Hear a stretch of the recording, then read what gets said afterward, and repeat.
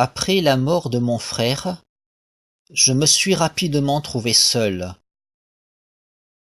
Alors qu'elle avait déjà commencé à décliner auparavant, ma santé est allée de mal en pis, et ma vie en devenait toujours plus pénible au fur et à mesure que je voyais s'aggraver les symptômes de mes multiples affections chroniques. Notamment cette maladie qui m'assignait à résidence sur les WC. Et mon anémie, et mes douleurs musculaires quotidiennes, et le début de l'aggravation de mes problèmes oculaires. Je me suis retrouvé seul dans ma détresse, avec la souffrance de ce deuil abominable, toute la journée enfermé dans cette prison qu'étaient devenues pour moi les toilettes, avec pour seule compagnie ma mère et sa neurasthénie. Et c'était normal que ma mère était en proie à la neurasthénie.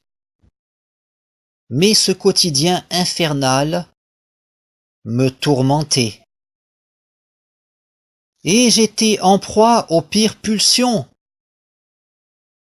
Et un jour que je parvins à sortir, je confiai cela à un ami que je venais de croiser.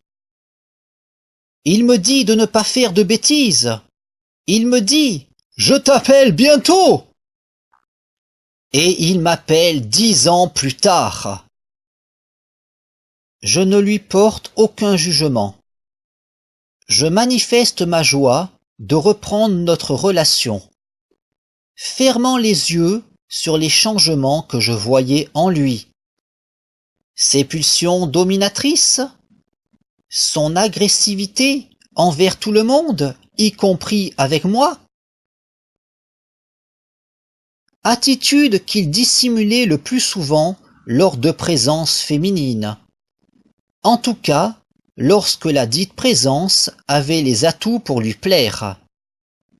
Car l'érotomane qu'il était devenu soignait toujours son image pour le mieux devant le regard des jolies filles, comme s'il envisageait toujours quelques possibilités pour satisfaire ses pulsions. Mais il ne m'appartenait pas de le juger là-dessus. Tout ce qui comptait, c'était notre amitié. Et je fermais les yeux sur les souffrances qu'il m'infligeait. Avec le temps, j'allais me construire des relations plus saines, avec de véritables amis. Mais je fis rentrer le loup dans la bergerie en présentant cet érotomane à mes nouveaux amis.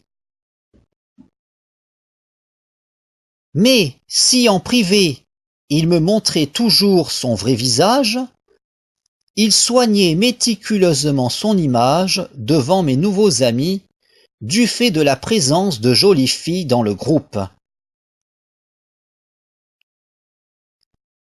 Notamment une amie à laquelle je tenais énormément. Une fille dont j'étais secrètement amoureux.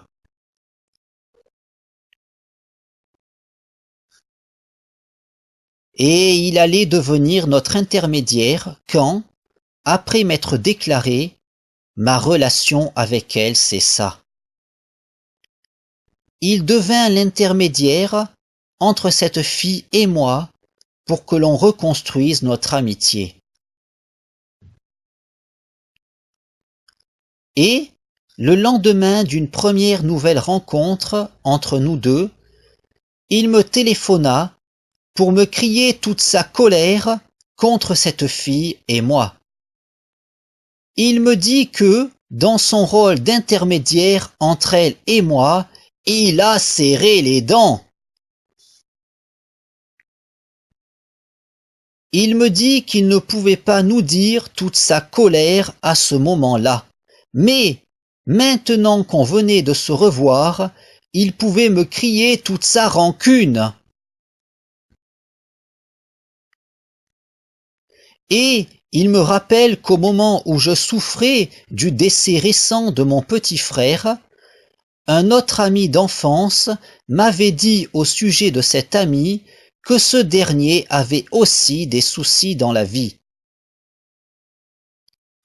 Il me dit que cet autre ami d'enfance lui avait fait savoir qu'il m'avait transmis l'information. Et il me dit que ça l'a mis dans une colère noire, que je n'ai point bondi sur le téléphone pour prendre de ses nouvelles. Et il me dit qu'il a fait exprès d'attendre 10 ans pour me téléphoner quand il a su que j'avais les pires pulsions destructrices pour ma personne. Il a attendu 10 ans parce qu'il m'en voulait de ne pas m'être fait du souci pour lui lorsque l'on m'a fait savoir qu'il avait aussi des soucis dans la vie. Et il m'a crié toute la colère qu'il avait contre moi. Sans minimiser les soucis qu'il ait pu avoir dans la vie.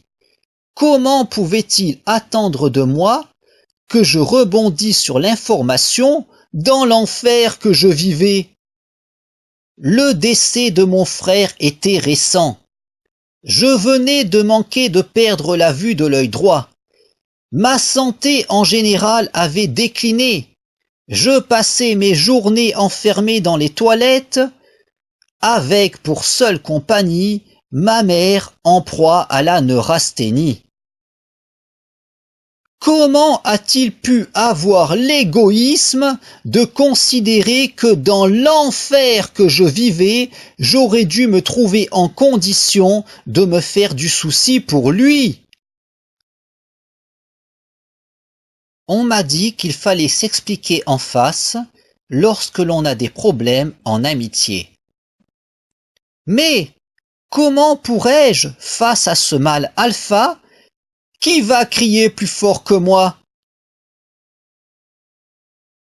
Dans son rapport avec les autres, le mâle dominant ne cherche qu'à être maître de son environnement, collectionnant les femelles, dominant les autres mâles.